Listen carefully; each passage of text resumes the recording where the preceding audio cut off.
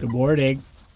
Well, good morning, guys. Another fine day in the off-grid. Today, we've got a special project to do because the silkies have finally grown up enough that they should probably come outside. So the plan for today is to build sort of a little bit of enclosure here in order for them to have some outdoor space. Currently, they're kind of cooped up.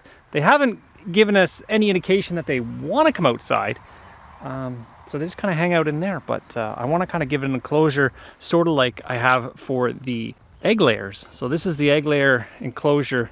It turns out these guys, I kind of let them free range sort of thing. I let them, they kind of can go outside in the morning, and once I get here, I just kind of let them run around. So the idea is the same thing here, but the silkies, I don't think I'm going to let them run around. I think they're just going to have a kind of an enclosure here, protected from the predators, and then they can kind of come in and out as they please. But in order to do so, I've got to mill up some wood. Let's head on over to the sawmill. Actually, I got to feed the pigs. So let's go check out the pigs. I got some special treats for them. So we're going to feed those guys first, and then we're going to mill some wood. What? Hey, I got you an ice cream cone. There's no ice cream in it, but you want an ice cream cone? That's no good? Let me eat that. Well, here. I got to put it in your mouth. Here. There you go. Here, this one. There.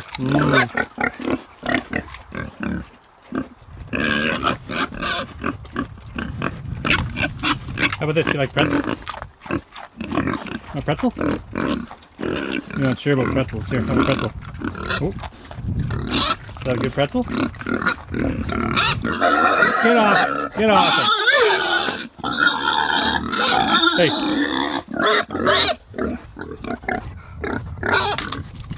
There you go.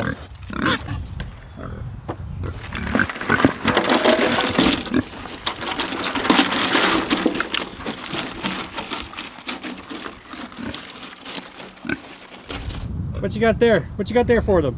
Lettuce. Lettuce? Spinach. Well, hurry up and give them. They sound like they're hungry. Yeah, let's get up here. Oh, they got some mud.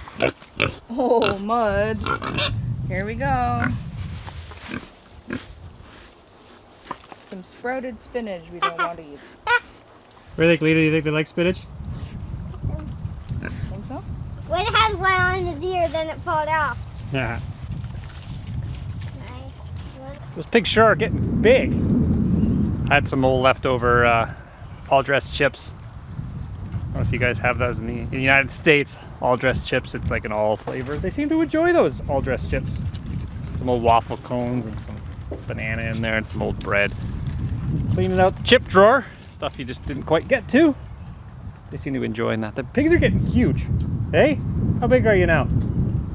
Well, like when we talk about their weight, right? They seem to be enjoying it. They got a little mud hole that was important to keep them cool. They got it just around the water where they flooded that little area. They seem to be tilling it up really nice, and everything seems to be hunky-dory with these. Hunky-dory with the pigs. Last week I talked about using this mill and having sawdust kind of swirl in my face and kind of get up in my eyeballs and my nose. So this is the modification I did a while ago to actually have the sawdust shoot straight out, and that was working perfectly until I guess the swirly wind. When there's a directional wind, it's not so bad. Like today, you've got, you can't even see that. The wind is going directly that way, which will be perfect because I'm going the other way when I'm pushing the saw head. So I shouldn't get any sawdust in my face today. And I'm not doing cedar, I'm doing spruce, which my brain likes a little bit more. So that should work. Well, it's gonna work. It's just whether or not I'm gonna eat sawdust.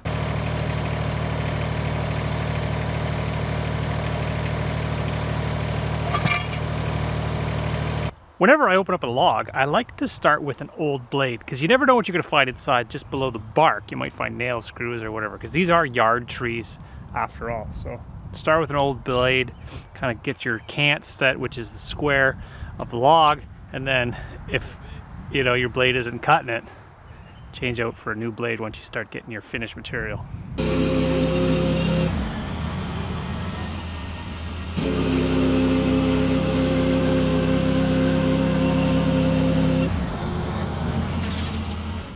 Well, it's swirly sawdust day again today, As it turns out, that blade is particularly dull. And what happens when the blade is dull, it tends to want to wave in the cut. So it just kind of follows the path of least resistance and it veers off. So that blade is duller than, it's dull. So I'm gonna replace the blade, because when you push your sawmill through a log, it should be about like pushing a refrigerator on wheels, if that makes any sense. That's the weight of it. You shouldn't go any faster than pushing a refrigerator on wheels. Did you keep the sawdust out of my face?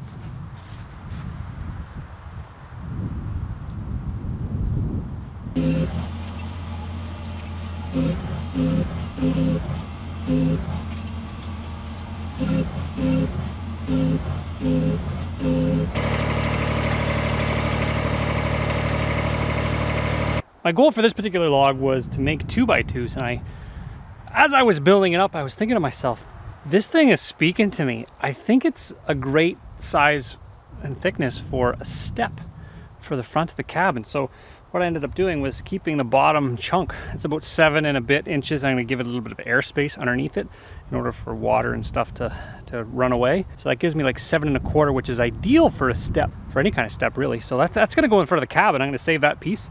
And then I re-chalk these guys. These are 1x and the goal is to put them back up on the mill, and then I can cut them all at the same time to make myself a bunch of 2x2s, because that's going to be the structure of the enclosure for the silky chicks. It's actually a really quick way to make a whole bunch of dimensional lumber, is to, you know, cut them all and then recut them again. Well, the lumber store wants $4 a piece for those guys, so that's not a bad return on a couple of minutes worth of work. I've had a number of people in the comments ask me if I've ever collected anything that I really couldn't use, and the answer is I don't know yet. You never know. You kind of collect stuff and you kind of think, well, I'm going to use that eventually, or you have a plan in mind that's, you know, further enough in the future that you're thinking, yeah, that's useful. But it is good to every once in a while kind of sort of do inventory on what you got and kind of do a purge. So some of the stuff that you really don't need, or it's, you know, odds, or you don't have enough of, it's good to kind of, you know, bring that to the scrap or the dump or whatever, you know, donate it or hand along. Like, you know, 12-foot satellite dish, I'm going to keep that. That's actually gold, because that's going to be a roof on something. But, you know, pipes and odds and sods and stuff. So anyways, I'm going to take a load to the scrapyard today to see how much it's gone up, because I think the price of scrap has gone up through the roof. So I don't know how much I've got in the truck already, but I'm just kind of doing once over just to make sure I've got everything that I want to take.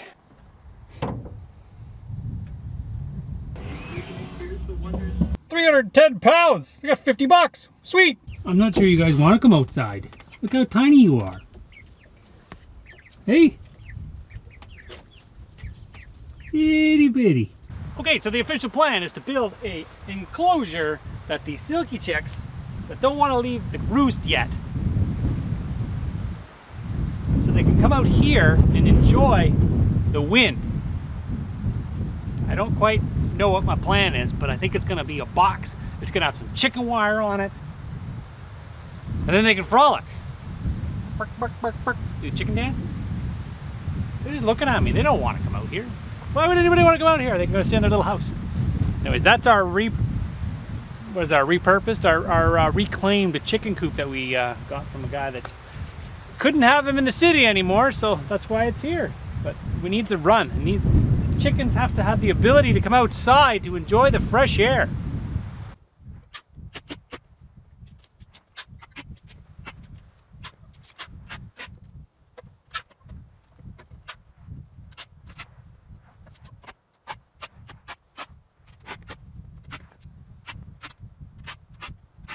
Okay, so now that we've got the box all built, all we got to do is mesh the thing, and we need a door here. On the other coop, the layer coop, I ended up making a door that's quite not human sized. Well, it's kind of human sized, but you have to crawl through it, and I'm getting older and it's not so much fun crawling through a tiny little door. So I'm gonna make a full-size door here, and then the front of it's going to have nothing at all except wire mesh. So it's gonna look like there's you know, free viewing area. You're not gonna have any obstructions to that, and I don't have enough wood. How's that for old stock? That's the old P.L. Robertson screw, manufactured in Canada. I think in Milton, Ontario. That's where the screw was invented, the square head. it's called a Robertson screw. I know in the Americans, they use the Phillips screw, which is the star screw. This is the Robertson, but this is probably from the original blend. It is a, it's funny because it's Flathead Steel Company that makes them, and there's a Robertson head on that guy. I don't know if you can see that, but anyways. That's kind of cool. That's an old box, old stock. Robertson screws. It costs less to use Robertson screws. Imagine that. I think the claim to the Robertson fame screw, let me say that again. The claim to fame for the Robertson screw was the ability to do this, was to put the screw on a non-magnetic bit and then be able to tilt it up until, well, if it wasn't worn out, it'd probably stick on there. You could almost stick it completely vertical and it would stay on the screw tip, screwdriver tip. I think the current screw, the new fancy dangled one, is the Torx head now, which I think it's got, you know, it's Majestic or something like that. I've never used, well, I guess I have structural screws, the Torx head on them, but any kind of construction screws, generally speaking, still uses the Robertson. And those guys using the Phillips, well, you gotta use what you gotta use, right? Hey, look, I got a door. And it goes here, just like this.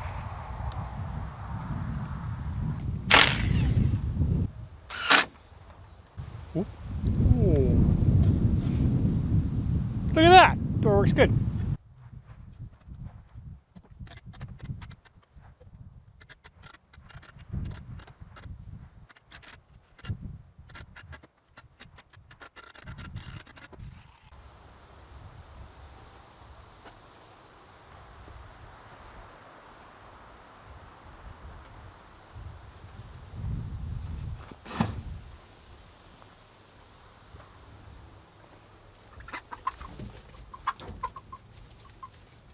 Well, that pretty much wraps up the silky cage build. Now they got a little run that they can go out and enjoy the sunshine. I think that's pretty good. I just got to put some tire chains along the base so nobody can dig underneath, but like I said, it's a daytime wrangled in there, so that should work. And over time that'll turn gray and it'll blend in. That went from log to pen in a couple of hours. Not bad. Are we at this thing again, Don? Yeah, hopefully this is it. This is it, eh? Hope so.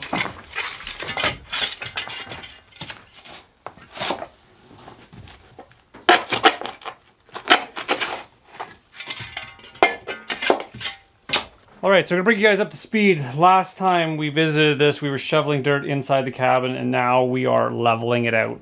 It's kind of torrential rain the last couple of days, like talking crazy amount of rain.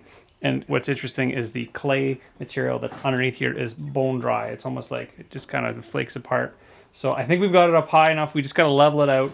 And we're going to spread around a vapor barrier, which is that white dome building I have left over, just to give us a little bit of a vapor barrier. So the vapor doesn't come up from the ground and kind of mold our cabin. We're all going to leave an air space in order for it to be a vented crawl space, so it doesn't kind of trap any moisture. But again, we want to prevent moisture from coming directly up. It's kind of like storing a car. You always kind of want to keep that up on concrete or on gravel in order to prevent the water from seeping up underside of your car and rusting it. So try not to park it on grass, right? Go. I think we're good. We'll just maybe have to go a little bit this way. It's all you, man. Yeah, I got it. Okay, I'm gonna lift. You got her? Got it. Oh. Okay.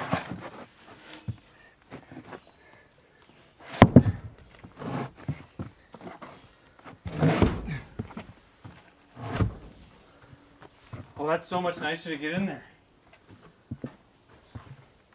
I don't know if we should cut it at all. I'm gonna install little strips underneath the step in order to give me some air space to allow air to flow underneath that, and the creepy crawlies won't live underneath there. And it's a good practice when you ever have big logs on other logs. If you keep them up off of other logs, they tend not to rot as quickly. So that's my plan with that. Also, the step is 7 inches, and if I put this, it gives them a 7 1/4, which is a really comfortable step.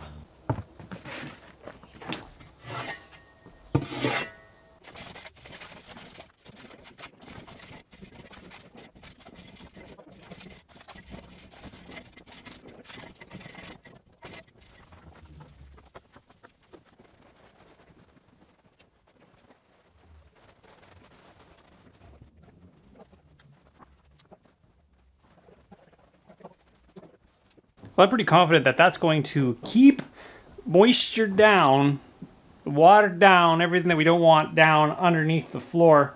And then it's still vented, so it won't accumulate moisture and rot everything else. That's a good solution for that problem. We're gonna see it. We're gonna screw these boards down, so if we ever have to tear the floor back up, we can. And you know, nothing's ever permanent in this world, so you know, take it apart, fix it. But I think that'll work.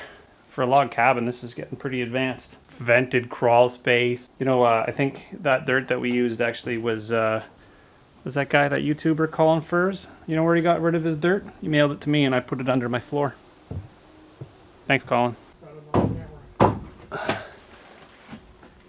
Feels like we've done this before. You remember how these go, Don? Well, I'm assuming this one goes here. We used like a big old hammer last time we got these in. And it is really humid today, so maybe everything grew. It's gotta go there.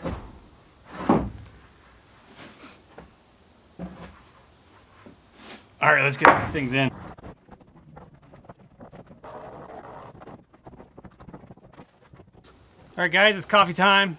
We're not quite set up for cooking quite yet at this cabin. So what we're gonna do is we're gonna attempt to make a Swedish torch. And if you guys don't know what a Swedish torch is, it's more or less a hollow log with grooves caught in the middle of it. Usually you cut the hollow log, but instead I've got a log that's got most of the hole all the way through it. I can use a chunk of rebar.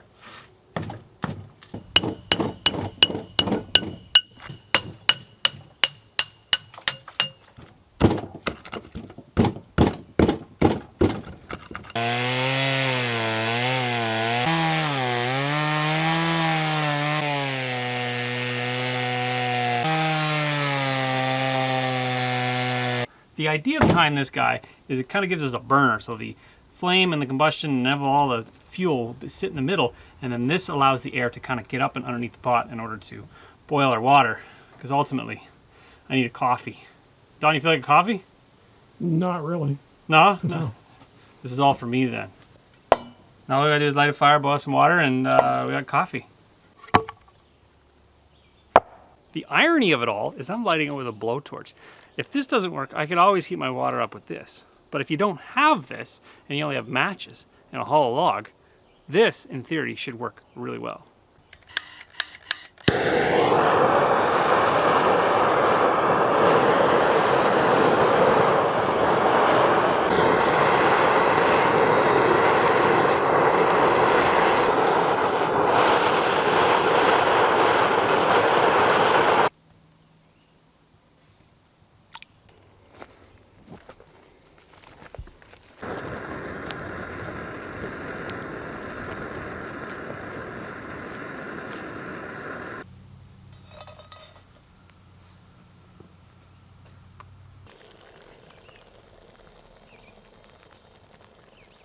As it turns out, using a Swedish torch is slightly more difficult than I imagined. It's bubbling. I'm pretty confident that's killed everything that was living in that creek. And we had it for rolling boil for a little bit, and then it just kind of stops and starts and stops and little bubbles, and then it's kind of good enough. There is a pretty good coal bed. I imagine if you were to leave this thing go a little bit longer, you might get a rolling boil. It's hard to boil water. If I had a lid, it would probably help too, but I don't have a lid. So we're gonna say that's done. We're gonna use our water and make our coffee, because I need a coffee. I think I need a larger hole in the middle, and then maybe slightly larger grooves, or maybe a piece of hardwood as opposed to a piece of cedar, which is softwood. It's a learning curve. I wanted to try it. Let's see if it works. You gonna try this, Don? I think I'll pass. But You don't trust it? No, it's just I'm not much of a coffee drinker in the afternoon. That's right. It's the afternoon. It's the afternoon. It'll keep you up all night, eh? You just keep digging. Keep digging. You'll tire you out. Yeah. I always like to push it down a little bit and let it kind of sit there for a while.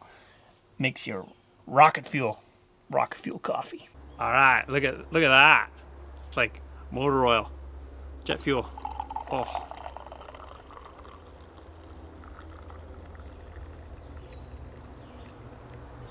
Sure you don't want some, Don? Yeah, I'm sure. Thanks though. This is our back to work. Our back to work is sitting and having coffee break.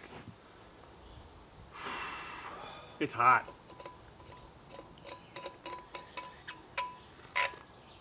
You got any words of wisdom? No. None today? I tried, guys. You ask them. Yeah, we need to do an ask me anything with Dawn to see what they got questions. Dawn's not in the comments. I read them in the comments that I find particularly amusing. Coffee.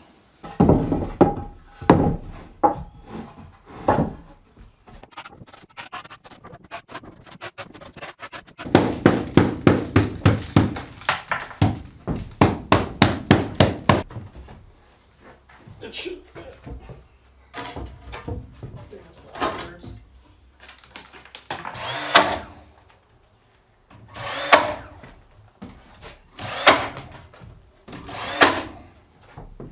Dawn and I are having a little bit of a discussion on whether or not we should have trim on here at all. So this is the jam build out, and what I did to make it was it's a 1-inch ash, so it's very, very hard wood, and so that's the jam build out. So that kind of gives you like a windowsill. But what we kind of ran into is the fact that there's about a 4 or 5 inch gap on top of here from the top log to the bottom log, and it gives us a shelf. So it's a feature, I guess. It's a feature, or it's, you know, just the nature of the beast, or the fact that we're not very good log cabin builders. I don't even know. So I don't know. Probably we can always put trim on after, but that kind of looks good. They kind of boxed it out. It makes it functional. You don't see the butt ends of the logs, and it kind of, once you put spray foam, we're going to spray foam around the window to kind of lock the jam in place. And maybe we'll just leave it for now. Maybe throw some clear silicone in there or something like that afterwards, and then it'll kind of seal her up.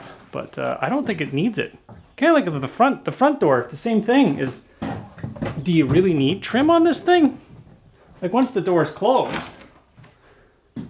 like the gap is like, it's negligible. You know, need trim on the outside, but maybe not on the inside. Keep it simple, minimalist. But I think on the outside I'm gonna put some trim just to frame it out. That's next on the agenda anyways, is the outside trim. But yeah, I think, well, I'll let you guys decide. I think no trim on the inside. No trim. Simple. Minimalist. And what's cool with spray foam is you can actually trim it and sand it and paint it at the end of the day. So if it does look out of place, or if it comes out too far, you just trim it out and throw some more mortar in there. Make it, butter it up. That'll look cool.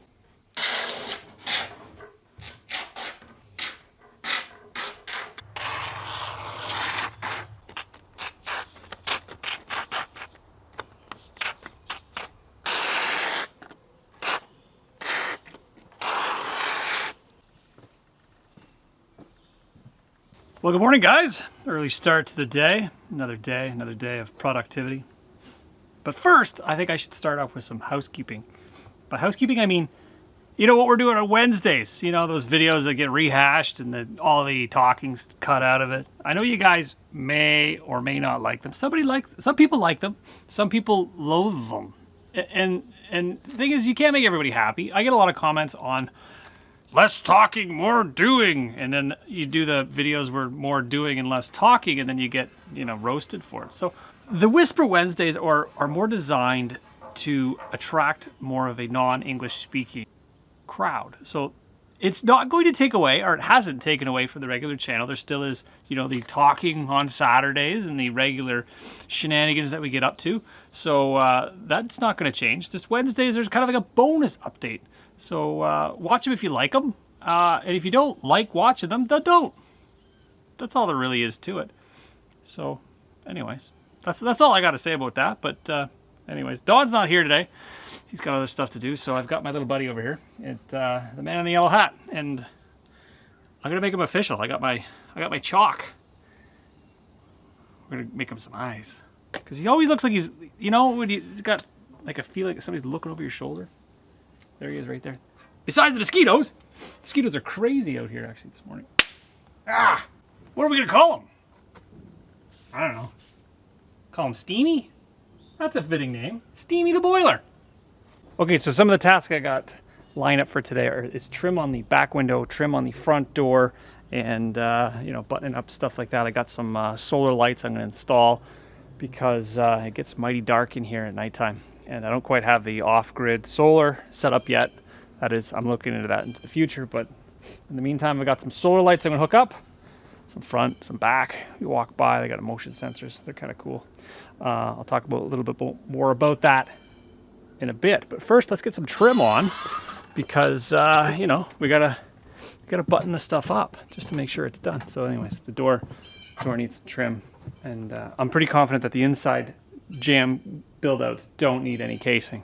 I think I've decided that. Just looking at it going, yeah, I don't think so. It looks good the way it is.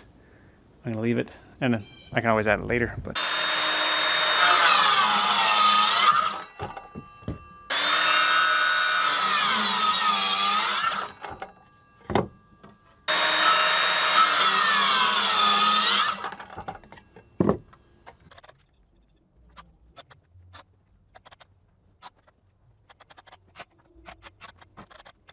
well, I think that looks pretty good. I used cedar for the casing on this thing because if it does get wet, it should withstand the rain. It should last forever. Cedar lasts forever, right?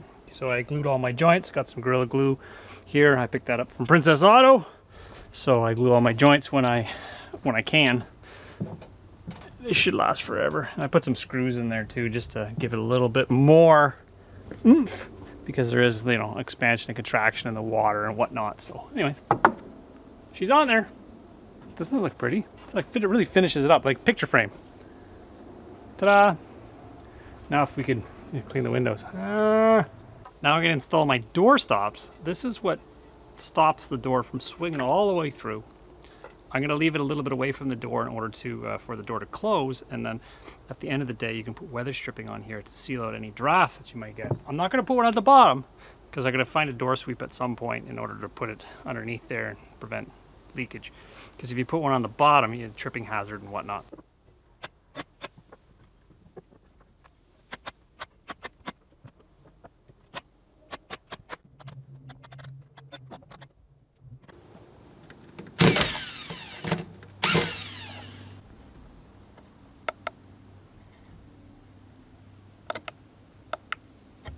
That little guy there is the Supermax 1.0. It's an LED solar-powered motion sensor light. As long as it's got some sunshine, it charges up during the day, and then at nighttime, it's got a photocell in it too, so it turns on and off when it's dark. But that's kind of cool. I'm gonna put that up there. I've been using it for a couple of weeks already, and it works really well. Once you get to about 10 or 15 feet, it turns on. It's very bright. There's two settings. You can change it for like super bright or somewhat dim, but it's a dusk till dawn sensor on that thing. It's kind of cool. You guys can check them out if you want to. MSR 20 gives you 20% discount on your purchase. I'll put a link in the description below. You guys want to see something interesting? I know I'd find this pretty interesting. This here was it's almost as tall as I am.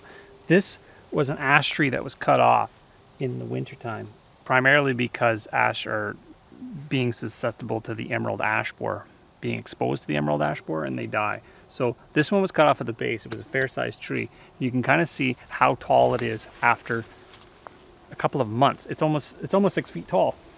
That's kind of like, I guess if they do that in the UK, it's called coppicing, which you cut a tree off and then it regrows, it reshoots. But these trees are destined to die anyways because of the emerald ash borer. But I know I get a lot of flack for cutting trees and not planting them.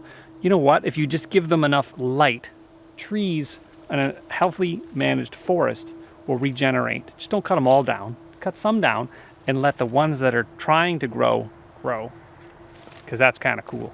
Well guys, that pretty much wraps it up for me today. I hope you guys enjoyed this one and join me on the next one.